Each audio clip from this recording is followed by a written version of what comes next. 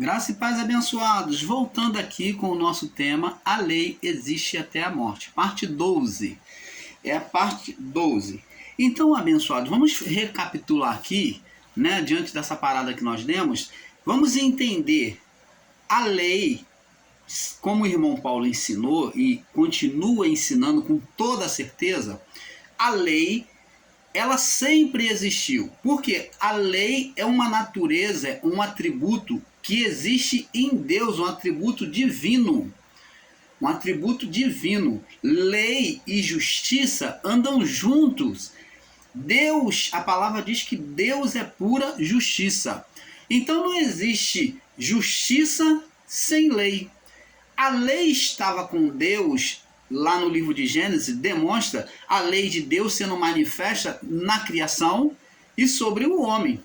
Quando Deus dá liberdade ao homem de comer de todos os frutos, mas coloca sobre ele uma condição.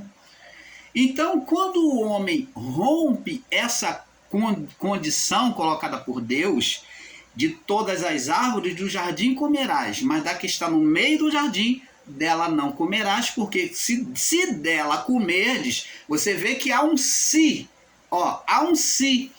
Então Deus não se manifestou o homem como um mal. Aos que ensinam que Deus fez o homem para pecar, aos que ensinam que Deus é bom e é mal, não, Deus aqui não está mostrando, ele coloca um se, uma condição do que viria a acontecer com o homem se ele desobedecesse. Então Deus falou: se comerdes da árvore do conhecimento do mal, certamente morrerás. Deus colocou uma condição de bem, favorável, de todas as árvores vocês poderão comer, mas se comerdes da árvore do conhecimento, vocês não comerão dela. Mas se vocês comerdes, olha a condição, se muda a condição de bênção, de liberdade que foi dada, e agora tem um se, que pode mudar todas as coisas. Esse se aqui, esse se de Deus, o se de Deus, significa dizer que Deus concedeu a liberdade ao homem da decisão de obedecer ou não, de viver sobre a vida ou sobre a morte espiritual. Então nunca foi Deus que trouxe o mal para a criação, que Deus formou o homem com defeito, sobre uma carne, um corpo fragilizado, como os nossos irmãos aí, ensinadores em graça dos canais grandes estão ensinando. Você vê que existe um se comer, certamente morrerá. Então, haveria uma possibilidade de o homem não comer? Haveria. A decisão, quando Deus coloca o se, está mostrando que a decisão era do homem. A liberdade de escolha era do homem. Deus deixou ao homem a escolha. O se de Deus, ele disse: de todas as árvores do jardim comerás livremente. Quer dizer, livremente, sem condenação espiritual. Você tem toda a liberdade, sem acontecer nada a vocês.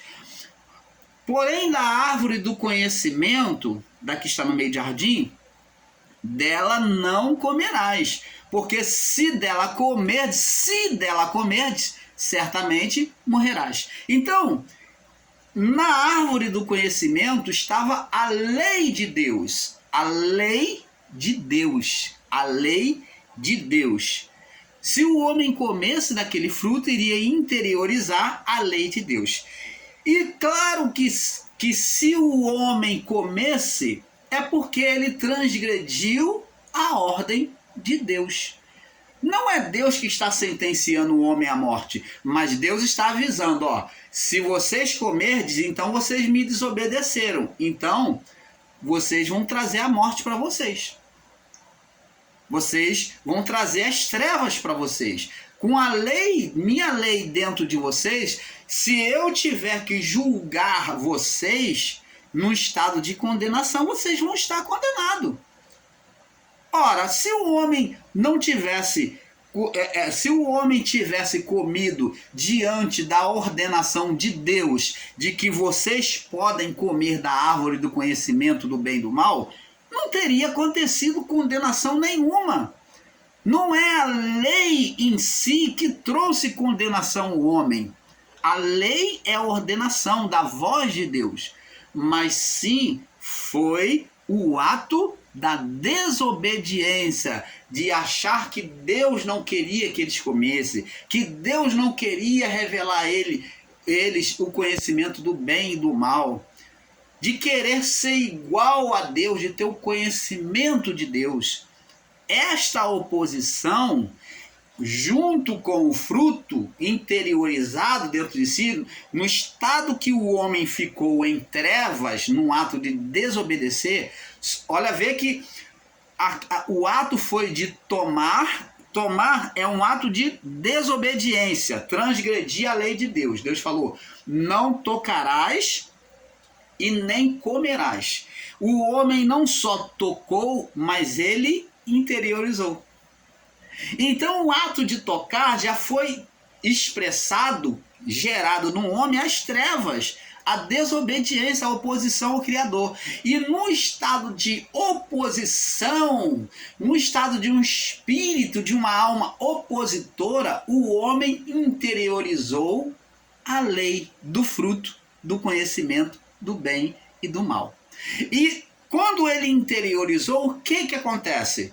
Então o Gênesis declara que a partir de então, Deus se aproxima do homem e vem trazer a sentença, não só sobre o homem, mas primeiro sobre a serpente, ao ser espiritual gerado pelo homem, foi o que recebeu a primeira maldição, ele recebeu a maldição de Deus. É dito à serpente, ao ser espiritual, maldito serás que todas as feras. Então ali é um ser espiritual, que agora é apontado sobre uma figura de um animal, serpente. Por quê? Porque o homem deu ouvido ao quê? A voz do seu interior. Agora depois Deus vem trazer a sentença sobre o homem, maldito serás a terra por causa de ti. Então vem trazer condição a sentença da lei vem ser divulgada para o homem. Não que Deus ali estava amaldiçoando, mas Deus estava mostrando que o estado deles diante do Criador agora era de condenação. Você está entendendo, amado? Então essa condenação passou para toda a carne, para todo descendente de Adão que vive sobre a carne. De Adão até Cristo, toda a carne estava em estado de condenação. Ou melhor, vamos corrigir aqui, de Adão até o cumprimento da cruz, até a ressurreição de Jesus, toda a carne estava em estado de condenação. Somente a partir da ressurreição de Cristo é que o estado de cada um iria mudar, se ouvisse a voz de Deus, do Cristo, ou não. Se convertesse ao Evangelho do Cristo ou não. Isto é verdade? É. Vamos lá no livro de João, capítulo 3. Vamos provando isso aqui dentro da palavra, porque parece que existem pessoas que têm uma dificuldade muito grande de entender a palavra. Vamos ler aqui do João, capítulo 3, do verso 14 até o 21. Vamos ler.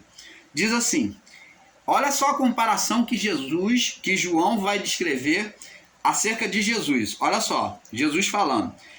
E assim como Moisés levantou a serpente no deserto, lembra lá do deserto, do povo que criou a rebelião contra Deus? Então o povo que desobedeceu a lei de Deus criou uma rebelião, uma oposição contra Deus e contra Moisés. Então, eles foram picados por serpente, por falar mal de Deus e criar uma rebelião contra Deus e contra Moisés.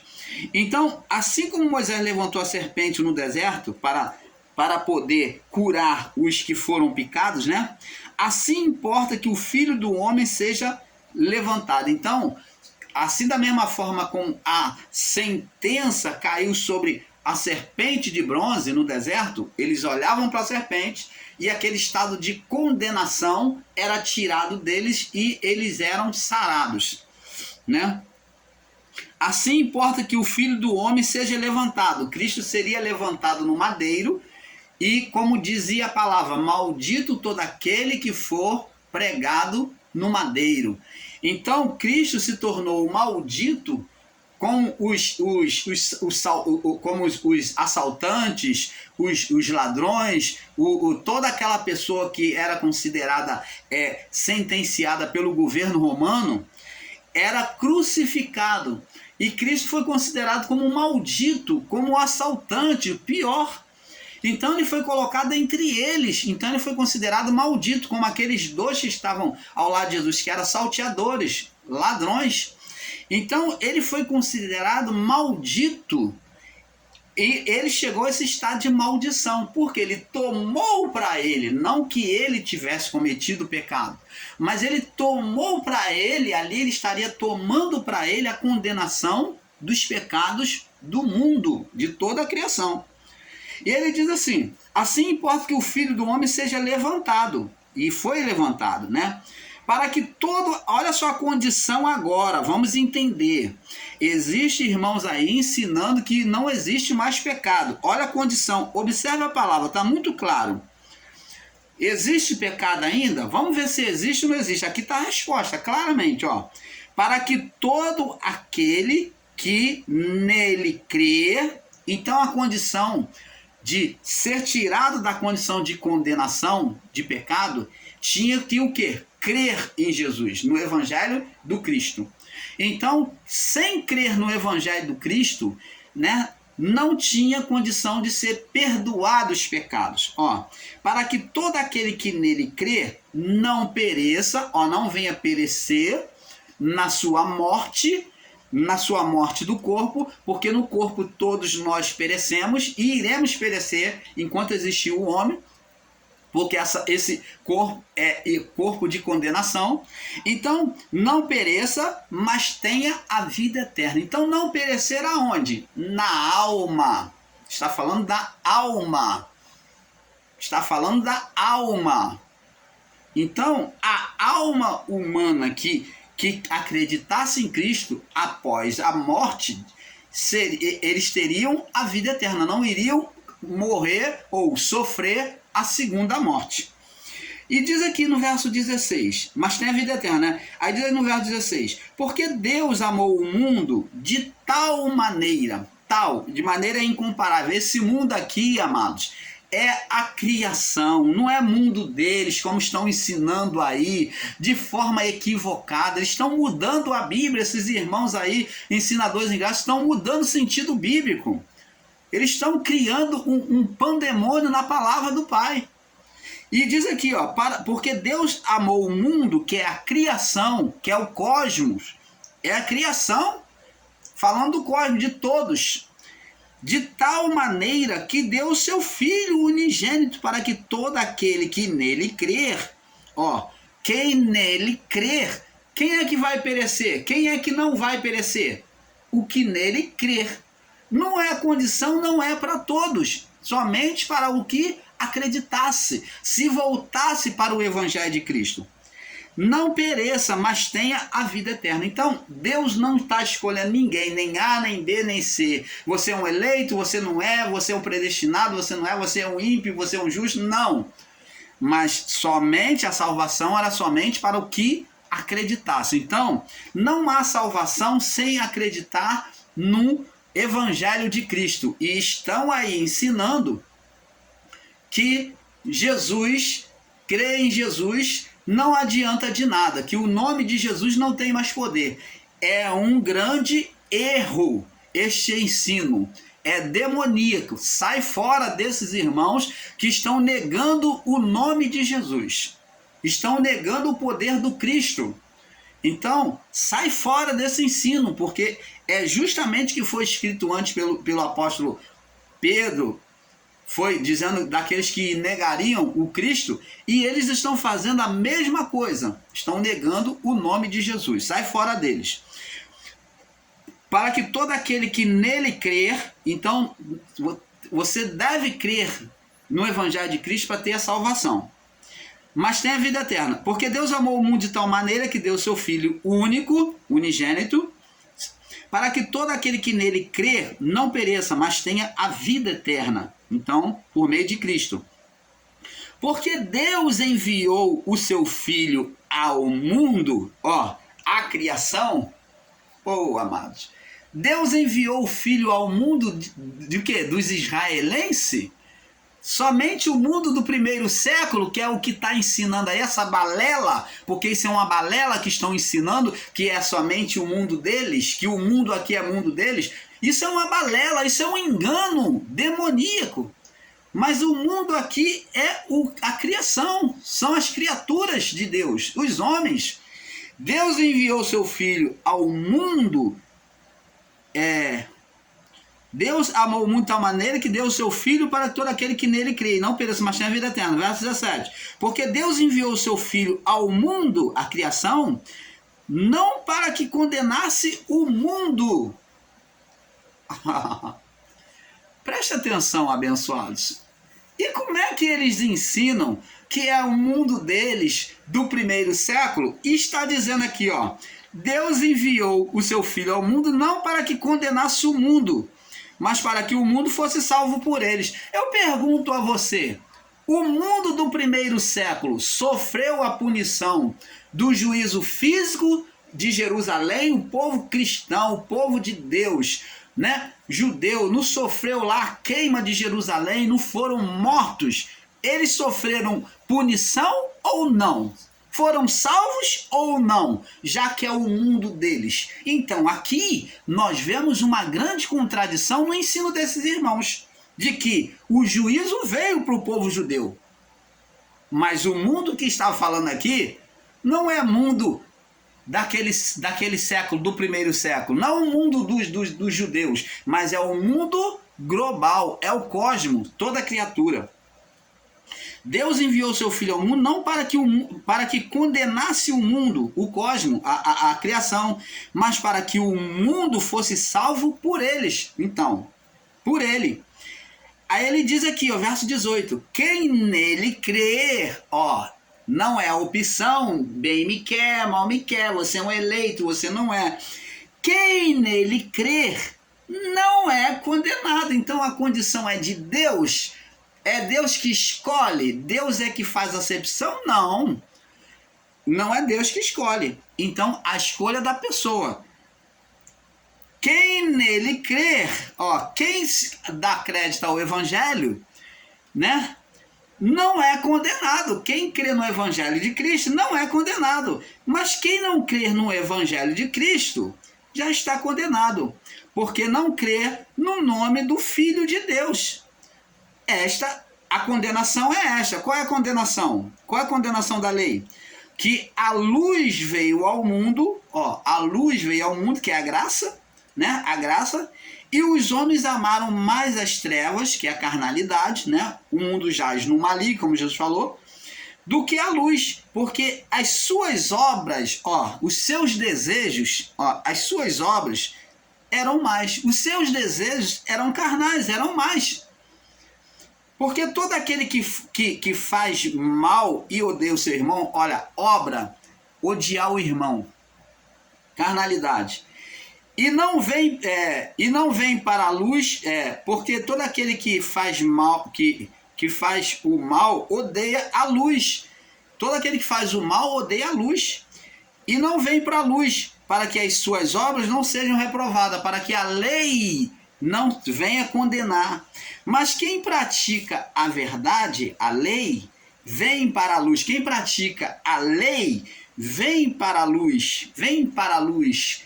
Quem pratica a lei, a palavra diz lá em João, acho que 1,17, diz assim: a lei foi dada por Moisés, a graça e a verdade. Então quer dizer, a verdade foi dada por Moisés, que é a lei, a verdade. A graça e a verdade vieram por Jesus Cristo. Então está aqui, verso 21.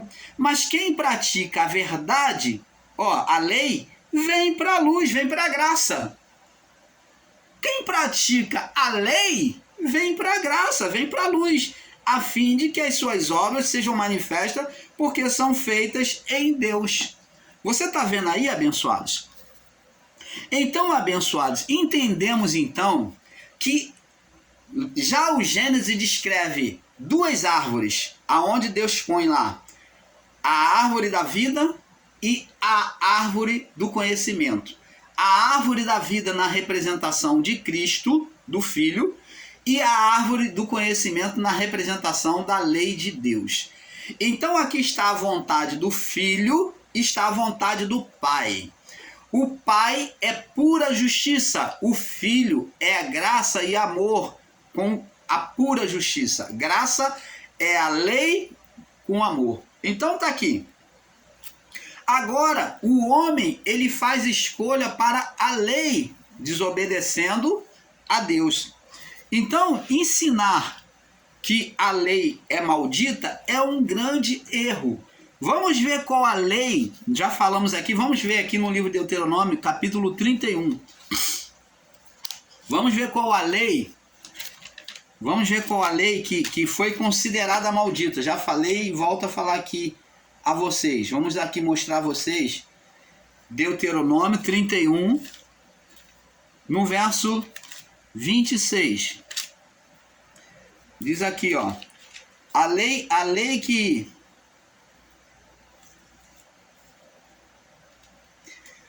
que foi considerada, que trazia a condenação, olha a lei que trazia a condenação. Me diz, você ensinador em graça, você que diz que a lei é maldita, que a lei de Moisés é os 10 mandamentos, que os 10 mandamentos é maldito, então você que generaliza, você que faz um pacote, né? Não sabendo discernir entre a mão direita e a mão esquerda, você generaliza, radicaliza. Você tem que saber discernir entre a mão direita e a mão esquerda. Mas vocês estão ensinando aí, dizendo que tudo é a mesma coisa, que a lei é uma só. Não, aqui nós vemos aqui, ó, leia a Bíblia, antes de falar besteira e ensinar besteira. Diz assim, Deuteronômio 31, 26, diz aqui, ó. Vamos ler do 25 em diante, para você não ter desculpa de dizer que está fora do contexto. Diz assim, Moisés deu ordem aos levitas e levaram a arca da aliança do Senhor, dizendo, olha, 26 agora, observa. Tomai este livro da lei. Qual o livro da lei que está falando aqui? E ponde ao lado da arca da aliança do Senhor vosso Deus, para que ali esteja por testemunha contra ti. Que livro da lei é esse que está ao lado da arca da aliança? Aí você vai falar, oi, irmão Paulo, é claro que é os 10 mandamentos, mas não é.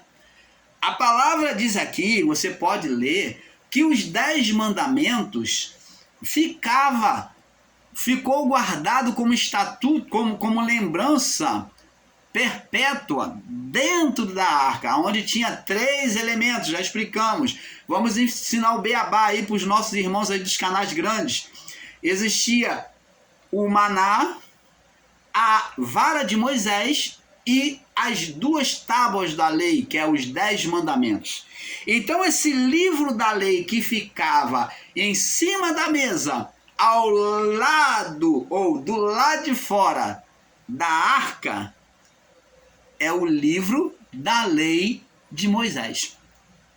Na lei de Moisés, vamos ensinar o beabá para eles aí, que diante da lei dos 10 mandamentos, Moisés pegou aquela lei e fez ele criou uma lei de convivência, um estatuto de convivência do homem para com Deus, do homem para com o próximo.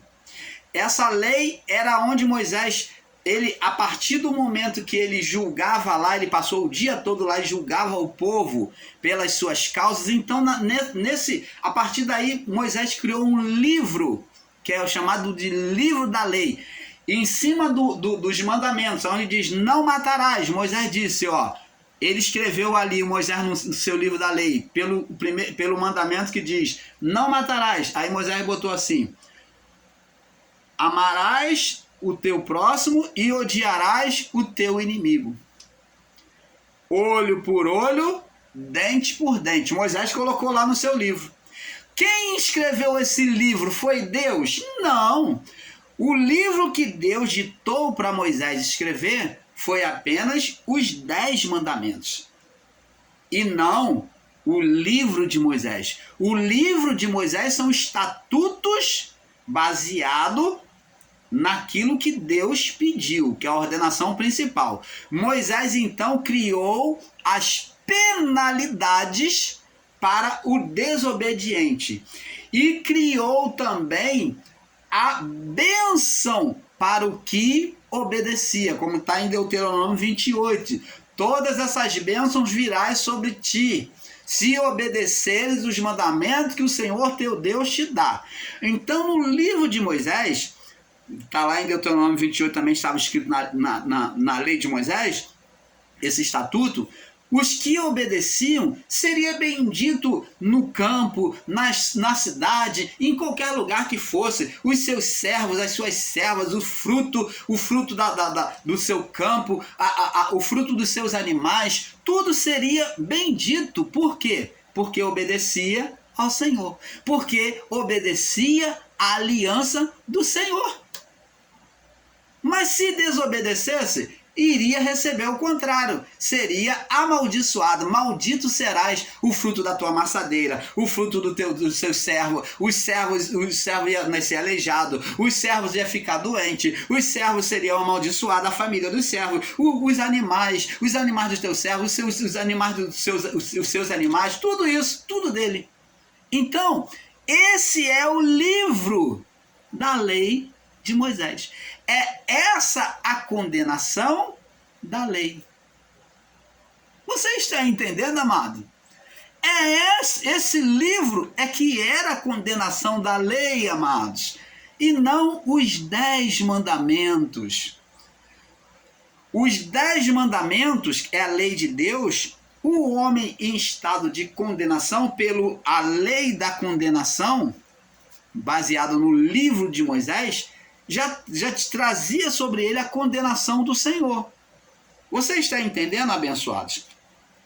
Mas a lei do Senhor é perfeita, como Paulo diz. A lei é boa e saudável. A lei é boa e saudável. Então Paulo nunca reprovou a lei dizendo que lei é maldita, não. Há uma grande má interpretação por parte dos nossos irmãos ensinando aí, colocando a lei de Deus como maldita, porque a lei outrora era por meio da voz, ela era interior, e foi por meio desta lei é que Deus se agradou de Abraão em obedecer uma lei que não estava escrita em pedra, mas que Deus falava, né, pela voz, e Abraão obedecia. Foi que Abraão se tornou louvável para Deus, tornando-se pai de uma grande nação. Pai daqueles que ouviam a voz, ou pai da fé. Ter fé é ouvir a voz de Deus e obedecer. E Abraão se tornou pai da fé justamente por crer na voz. Então ele se tornou o referencial daqueles que creem na voz. E o que Jesus, no seu ministério, após 30 anos, ele então veio fazer? Veio, depois de ouvir, de ler todas as escrituras, ele se abastecia da lei, ele procurou saber toda a lei, obedecer o Pai, e começou seu ministério com 30 anos, e então ele veio, quando João Batista apareceu, que seria o precursor dele, que viria antes. Então ele pegou, ouviu a voz do que clama no deserto. Opa, que era a voz de Deus, que havia se silenciado por 400 anos, que se calou. 400 anos de silêncio, sem ouvir a voz. Porque a lei escrita já não estava sendo obedecida mais. Então Deus calou os profetas, não falava mais por vidente, não falava por profeta, então Deus se silenciou. E agora, após os 400 anos, aparece a voz por meio de João Batista. Voz que clama no deserto. E Jesus, ele esteve pronto para ouvir a voz. João falou, eu que careço ser batizado por ti, vens tu a mim? Ele disse, deixa, porque nos convém cumprir toda a lei, a justiça. Ó, lei, justiça de meu Pai. Então, tanto João quanto ele disse que tinha necessidade de cumprir a lei, a justiça do Pai. Então, Jesus não desprezou a lei, ele se incluiu na lei. Diferente do que nossos irmãos estão ensinando aí, né? A lei, ela sempre foi boa. A lei sempre foi boa e agradável. Agora, vamos ver isso aqui, Paulo falando. Romanos capítulo 7, no verso 12. Romanos 7, no verso 12. Romanos capítulo 7, no verso 12 ao 25. Diz assim, ó.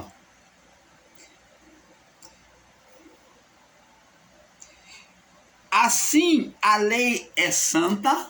Opa! E como é que se bota uma lei como maldita? Nós vamos deixar pular para o próximo vídeo, tá? Eu vou prosseguir, tá bom? Para a parte 13, tá? Vai pular aí para a parte 13. Assim a lei é santa e o mandamento santo, justo e bom. Como é que se diz que a lei era maldita? Logo, tornou-se-me bom a morte? Tornou-se-me bom a morte? Aí ele diz assim, de modo nenhum. Mas o pecado, para que se mostrasse pecado, operou em mim a morte pelo bem, a fim de que pelo mandamento o pecado se fizesse excessivamente maligno. Você está vendo que a lei ela serve para disciplinar, para mostrar os nossos erros, porque o homem, se não existisse a lei de Deus, o homem nunca teria consciência das insanidades que comete. A lei ela vem para instruir e não para amaldiçoar. Entendeu? Não para amaldiçoar. Logo tornou-se o bom em morte, e Paulo diz de modo nenhum. Mas o pecado, para que se mostrasse pecado, para que se sabesse que ele era mau, operou em mim a morte, ó, o dano, né, na vida do corpo, pelo bem, ó, pelo amor de Deus, né? A fim de que pelo mandamento, pela lei, o pecado se fizesse excessivamente maligno. Então, somente pela lei é que o homem entende que o pecado é maligno. Para que os que dantes conhecemos também, porque os que dantes conheceu, também os predestinou, para que serem conforme a sua imagem, para